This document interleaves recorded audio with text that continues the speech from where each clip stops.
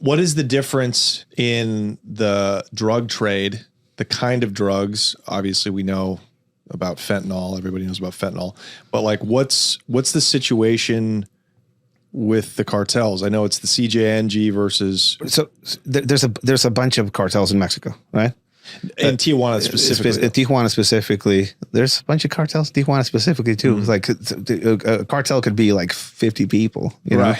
So there's a bunch of groups like that out there. But, you know, the biggest two ones are the New Generation Cartel, who's basically taken over and or absorbed remnants of what the Arellano Felix Cartel used to be. They are different in the way they operate. These are militaristic individuals that operate in militarized ways clandestinely. They'll go into a town, they'll kill every single police officer that works for the other side because they've done their intelligence before they get there, and then they'll recruit the rest, and they'll take on the next town and the next and the next. They're brutal. They're not about the life. They're not about the hats and the pointy boots and stuff like that. They have a tendency to recruit former police officers, former military. They're just different. It's a different type of organization. That's on one side, and on the other side is there's just no other way of calling them, but what used to be the Sinaloa Cartel Federation. Right. We can say that, you know, which was actually born in LA. So we can't call it the LA cartel, but they were probably born in LA. They learned their tradecraft up here. But you have these two organizations in Tijuana right now fighting out for control. And with the Sinaloa cartel, you see Los Chapitos faction, who are currently being taken apart. Decimated. And then you see other factions of the same Sinaloa Federation who are not being touched. So it's a strange thing right now. Do you think it's more chaotic now than it was back in 2004 in terms of the splintering of power? I mean, yes, I think so. This is, I think, what makes it worse now. What makes it worse now is that there's absolutely no political effort left to fight some of these criminal organizations as like a blanket fight. Right now, what you're seeing in Mexico is targeted fights against a few specific organizations and political candidates running for presidency that have a cartel that is sponsoring them. Come again? You have political candidates in Mexico that have a sponsored cartel that is behind them. Now, Ed, that is quite the statement. That's quite the accusation. That's not an accusation. That's that's an open secret. That's a fact. It's a fact. No, of course. If you know anything about Mexico, you know that the government's been all the way up to the president. So taken bribes since like the 90s. People attack me online saying that I'm like, hey, you're a corrupt cop and you're part of the whole problem, like that. Yeah, I was part of the problem. You know, I worked for the government in Mexico and I thought they were on the up and up and in their whole. But realistically, there's always segments of the government that have an interest at a high level. So imagine this. I was put on all of those, you know, countermeasures to keep me honest, you know. And the guy at the very top, Martinez Luna, the boss of bosses of all security operations in Mexico, who was put in front of by Felipe Calderon, is now under federal arrest here because he was working for this Sinaloa cartel. He was working for members of the Familia. Right. And what's his cartel's name? I forget. Beltran Leyva.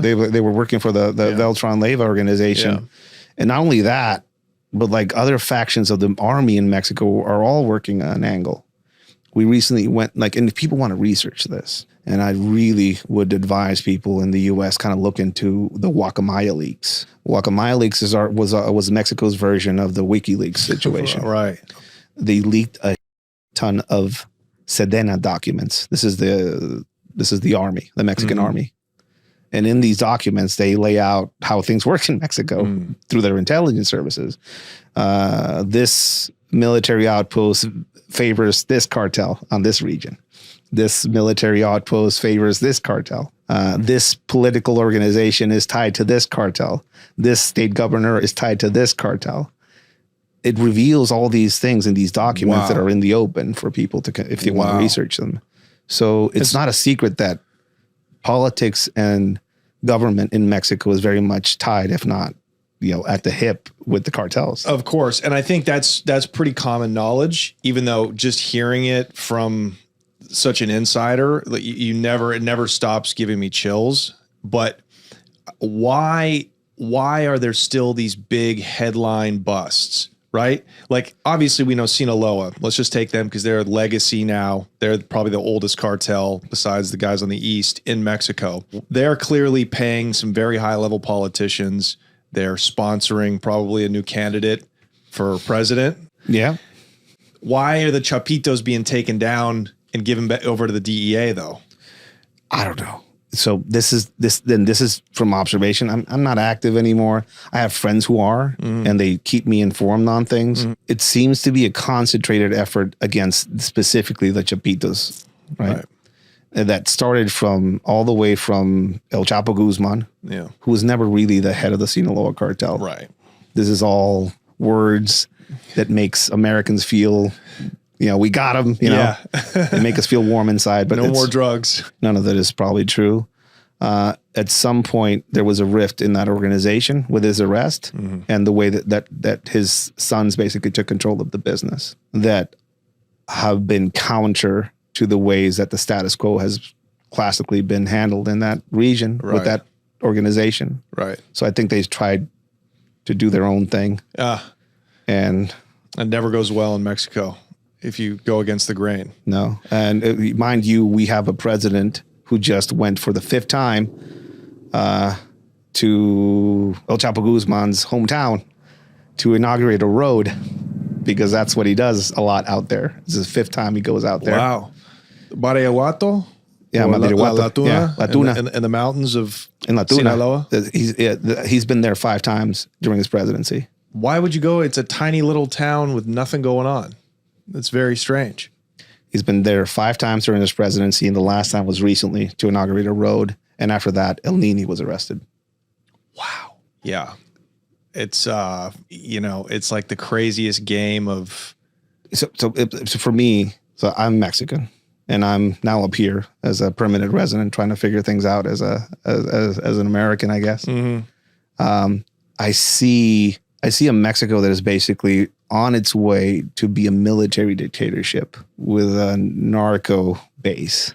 That's what I see, I guess. Interesting. You see democracy. You see actually there's no political rivals to the current ruling Morena party. And they're the liberals? They are very party? To the left. Yeah. Uh-huh. So Morena is basically to the left of a political spectrum. Mexico went through, 2 years of the right and then middle and then went straight to the left. Isn't that fascinating? And the left, and they're paid by the biggest capitalists, on the planet.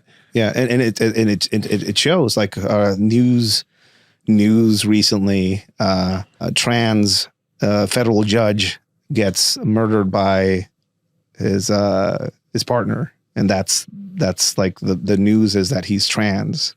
Oh, and that's like the focus of it. That there's some sort of conspiracy to kill trans judges in Mexico, and it wasn't like just that they killed each other in domestic violence issue. That's what happened. But that's like the wokeness of Mexico is moving in that direction, which is fascinating for a Catholic country like Mexico. The wokeness is growing. Wow. So you see this like ultra left wing. It's coming out of central Mexico. Power. It's an ultra. Yeah. And it's taking over across the country. But it's coalescing with criminal forces, criminal organizations to what? Ultimately like suspend the Constitution? So on the left, their mindset is there's no problem if you don't make it a problem. So they said, abrazos no balazos. Hugs, not bullets. There is no cartel problem. There is no cartel war. It's just like it's gone. Recently, what you're seeing though is the army kind of try and re-vindicate themselves. This is what leads me to think that they might have some sort of independent action going on.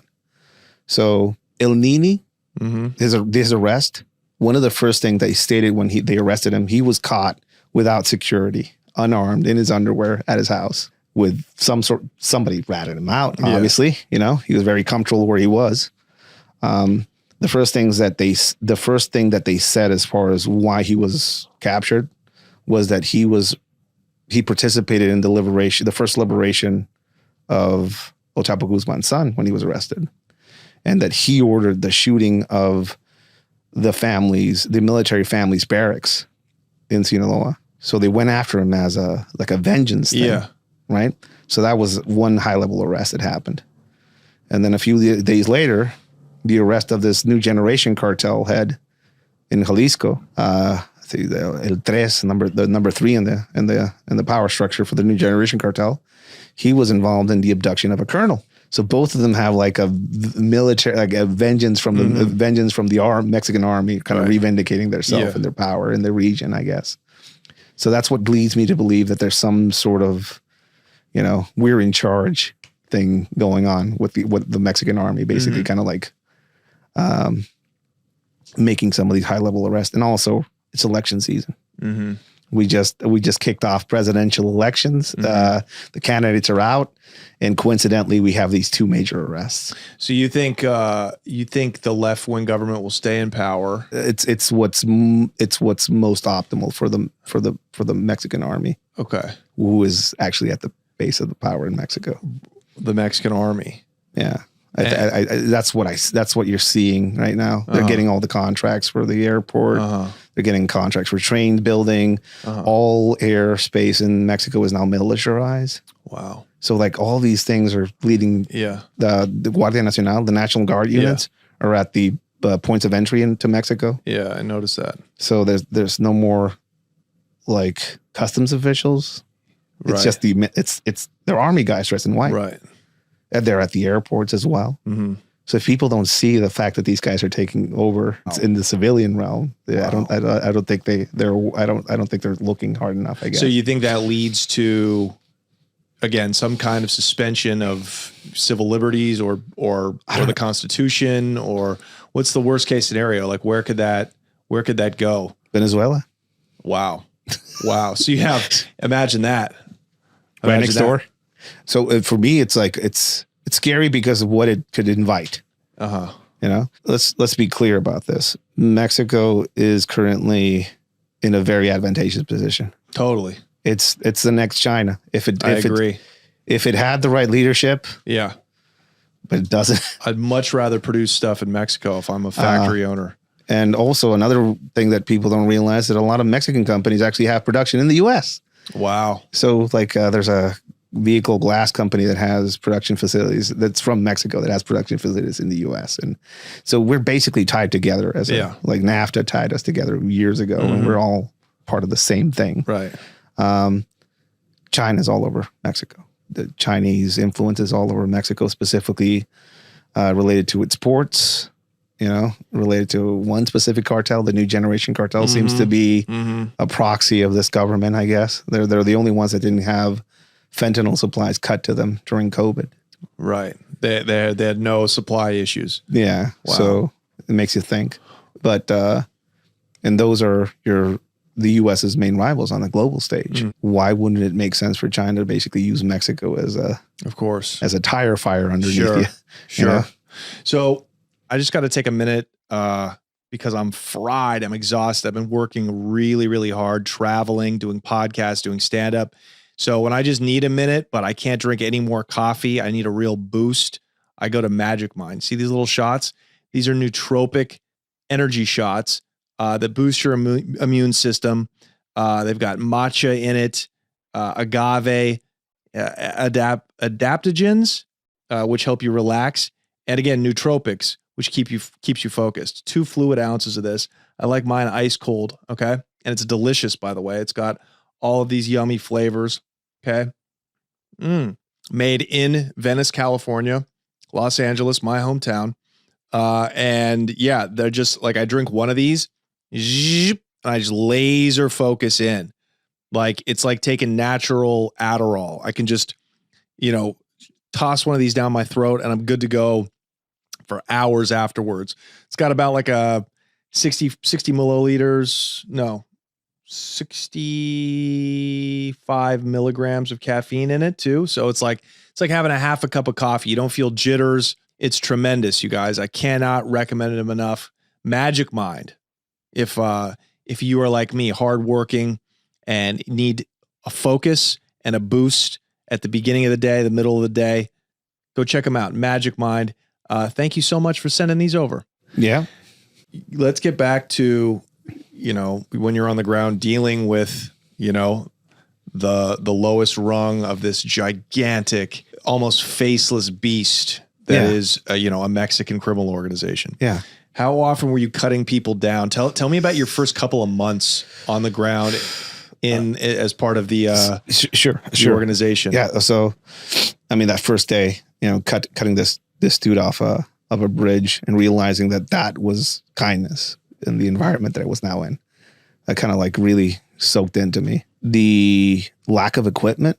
This is Mexico. They're not going to give you, So we went to this house, and it was they killed 2 municipal cops, and they ran, and some of them ran to this house, and we found this house, and that house led us to another house, and it was basically a rat's nest. One thing leads to another. So we go to this house in this very upper class neighborhood in Tijuana, and I'm walking towards this door with the army with me.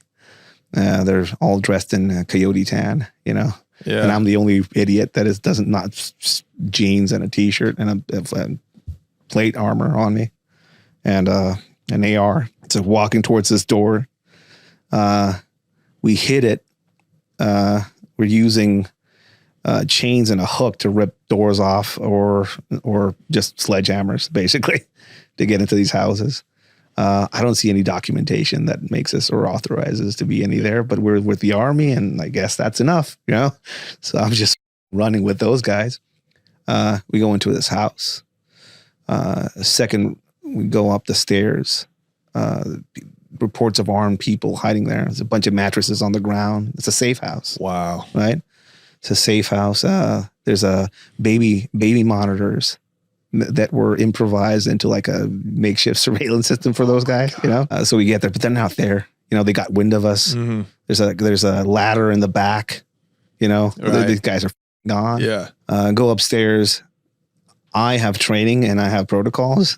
So we start doing site exploitation, basically seeing what's their documents, cell phones, to collect them all in a bag and take them to give them to the intelligence guys. Yeah. And I start noticing that the army guys are not anywhere to be seen. So I'm just doing that. And then I walk into this next room, and have you seen the movie Predators? Yeah, of course. Predators 2 with Danny Glover. I stopped after the first one because it was so good. At the start of the movie, there's this scene where they're in a shootout here in LA, and they go into this armory that's just covered in guns all over the place. That's the room I walked into. It was just an armory.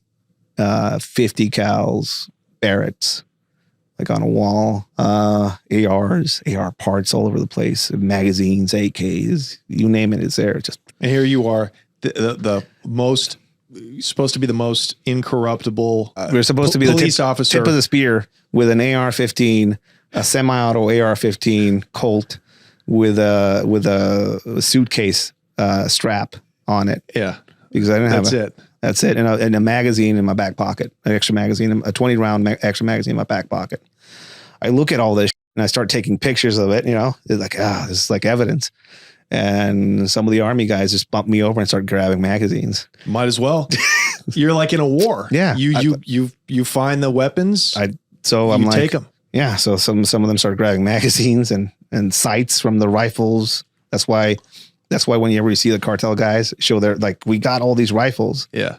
But none of them have like sights and stuff like that. Yeah. Because they get taken by the people. Wow. So the military, if they raid a bunch of guns, military, they'll strip off everything cool from the rifle. Right. They'll leave the rifles, but take all the accessories, expensive accessories. So being in that room, like everybody's kidding up basically.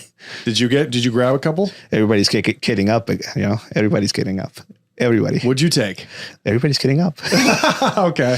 So this is why I realized that the rules don't apply here. This is a weird place. Yeah. I go downstairs and they're all eating abalone out of cans that they found in the kitchen. And I'm like, this isn't This isn't bizarre. This is a bizarre space to be in. And I piled with them in the back of their Humvee and just go off to the next house. Kids mostly are on the other side of this, like the guys that we're working against. Yeah, kids, American gang members, like people that were brought in from the LA gangs. Right. This Conejo was an example of that. Of course. So you're seeing all these kids that are being kind of recruited and brought in to basically form these cells that were spread out all over the city. And they're not making any money, money, right? They're making garbage money. Yeah. You know, basically there's a cell leader and he hires a bunch of kids. They'll sleep over at a house like that and they'll be called to, hey, you go and hit this place or go and pick up this guy or do this or do that. And they're spread out in the city so they can, whoever's in charge can call whoever's closest. Right. And they don't talk to each other. So if you got one cell, you have no idea what the other cell's doing. And the cell leader, is he actually a member of the cell leader? Yeah. The organization? The cell leader usually is a member of the organization. So whenever you would get a group of people, you would always look for the oldest. Right. That's one way. Right. Always look for the oldest to see leadership or see who had the most money in his pocket, see who had jewelry on. Right. This is right at the dawn of social media. So we would also kind of look at them in that way as well. What do you think the survival rate is for a kid in one of those cells? Not much, man. It's pretty low, right? I got to see them a few times. The people who would get grabbed once or twice. Yeah. And then find them finally, you know? Right. Do you remember finding bodies of kids that, I raided his house 2 months ago? There was a very big one. 12 of them were left on the roadside, all young, all from the same block. It was basically, they took out a whole generation of kids from a single block who were working for the other side. Right. What do you mean they left them by the roadside? Decapitated or just shot up? So the main method of executing them back then, I don't know if I don't know. They were probably murdering them in safe houses across the city. So no gunshots. They were usually strangled with wire. Suffocation and strangulation was usually the murder, the way that they would kill some of these guys. Or they would just lay them on the side of the street and hit them and shoot them in the back of the head one by one, which is a mixture of that is what happened that night. 12 of them. The oldest was, I think, 19, and the youngest was like 15 or 14. All men, all kids, underwear left on all of them. You know, that's all. Yeah. This is who was fighting back then. Not all of them. Every now and then you would find like hitters, you know, like professionals. Okay. Every now and then. Do you remember the first hitter you met where you like, oh, this guy's different? Yeah. Yeah. What was that like? What happened? It's this wild shootout that happened. It's La Zona Norte area of Tijuana. It's right on the border. Guys selling cocaine or something of that nature. I'm not too sure about the details. I wasn't there for that part of it. Somebody shows up, tries to kill him because it's just a sales point. He makes a run for it, and while he's running, they're shooting and gunning, and they're shooting a bunch of people that are just there, you know. And then he gets into a car, drives to another house. That's when he gets grabs a rifle, a backpack, and comes out, engages these 4 guys, and kills them. Wow. Then he gets into his car, flees from the police, and kills 2 cops on his way, fleeing out, and gets away. Finally, he gets into a wreck. He rolls his vehicle. It's all mangled up. He's handcuffed to a Red Cross gurney, and we walk in. I'm walking with a sub-director. I'm his bodyguard, but also I'm part of his group. So we walk in there, and this guy's a serious-looking mother, you know, looking at us like suspiciously. We already gone through his phone and everything. We went to his place, so we knew a lot about him already. He's a former Mexican Army, GAFE guy. GAFE is a Grupo Aeromóvil de Fuerzas Especiales, basically an aeromobile group that was formed probably in the late 80s, early 90s. as a special forces unit, basically. This guy had books in English and Spanish at his house, so he's bilingual. Yeah. You know, he had his rifle sighted. You know, he had marks where the screws were put to tighten on the sight of the optic. So he had training as far as shooting, shooting at a distance and precision. He's a killer. He's a professional killer. How often or how common was that? Every now and then it would show up. Do you remember Zetas incursions into the city while you were on the force? They were part of a breakout from the Tijuana prison. They broke out a few cartel members. I'm not too sure about the details back then. At some point in the mid 2000s, there was an allyship within the prison system of members of the Gulf Cartel, members of the Zetas, and the Arellano Felix leadership, because all the leaderships that were arrested were housed in the same federal prison. So at some point, there was some sort of weird friendship struck. So the Zetas sent a contingency of their men to break out some people from the Tijuana prison during that time. Were they successful? They dressed like doctors. Oh my God. For it. They showed up in an ambulance. They on the inside, they had weapons already there. So it was. How many people did they have to kill to get the kingpins out? I think they took out like 5, maybe 3 or 5. I don't remember exactly, but at least one of the guard towers that was there was shot completely up. Nobody put up a fight. No. Nobody put up a fight. And then you would see the shot. People can probably look up some of the pictures from that breakout online. You'll see the guard tower pictures, and you'll see the concentrated fire from the full auto rifles they were utilizing, which is impressive to see it at that distance. Yeah. See these concentrated shot marks on those bulletproof glass. Total pros. Capable, experienced people, professionals, U.S. trained. Yeah. How were the Zetas trained by the U.S.? The Zetas were trained, like some of them, like, and again, I don't know a lot of details. I'm not part of that organization or any of that, but I had people that I worked with who were part of that organization, you know, part of the GAFES where the Zetas were pulled from. And they tell me that they had training in Texas. They had training in Fort Bragg. Some of them had Fort Bragg training. Some of them, of course, that makes sense. Some of them went through the Americas. Some of them went through free fall training. Yeah. Some of them went through, they knew how to operate night vision, explosives, long distance shooting. The only instances of cartels utilizing long distance shooting or precise shooting that I was ever privy to know about were done by the Zetas. Wow.